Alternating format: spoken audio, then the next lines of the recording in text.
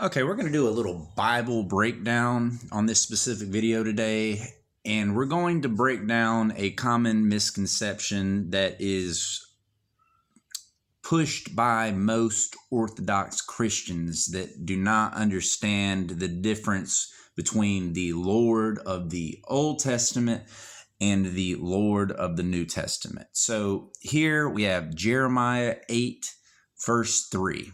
We'll use for this example. This is seen throughout the Old Testament, but we'll use this one for example. And it says, "And death shall be chosen rather than life by all the residue of them that remain of this evil family which remain in all the places whither I have driven them, saith the Lord of hosts."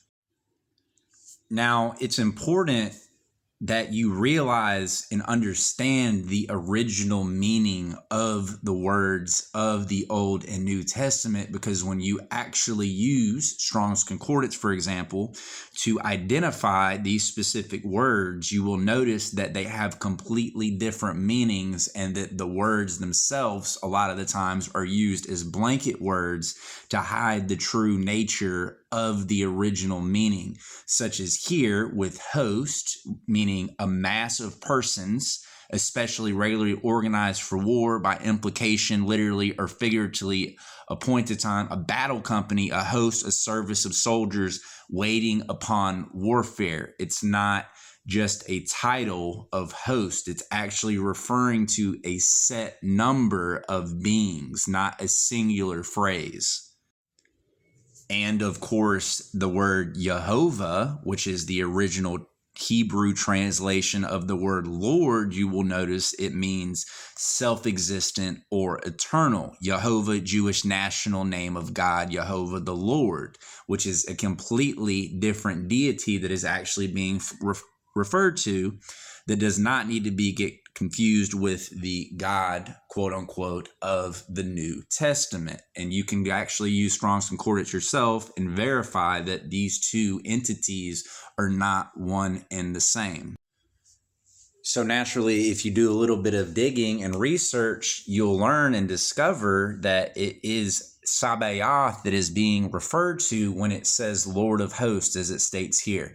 Yes, Sabaoth is the Hebrew word for host or armies, and Sabaoth is the name of God as the Lord of hosts. The name signifies God's supreme power and authority over heavenly and earthly armies, including spiritual forces. But let's take that a step deeper here. Sabaoth is actually a repentant ruler who takes the place of his father, the evil Yaldabaoth. Now, those that might be unfamiliar with who or what Yaldabaoth is, for lack of better terms, it is the demiurge, or it also has many other names known as Saklis or Samael, or the blind god, the one that created physical reality, if you will. And like it says here, unlike Yaldabaoth, who created the flawed physical world and is the source of ignorance, Sabaoth is depicted as a benevolent and just ruler who opposes his father's malevolence. He is often associated with the God of the Old Testament, specifically by dividing roles like the one in the Great Flood, where Yaldabaoth ordered it and Sabaoth told Noah to build the ark. So I just think this is an interesting rabbit hole that I've known about for several years now, that most Orthodox Christians don't even refer to or even acknowledge when they're reading through the Bible. But if you really start to dig and research into this, you'll understand why this knowledge, or gnosis, which is knowledge of spiritual mysteries, has been omitted from the Bible itself, because it gives way too much context to the reality that is being experienced.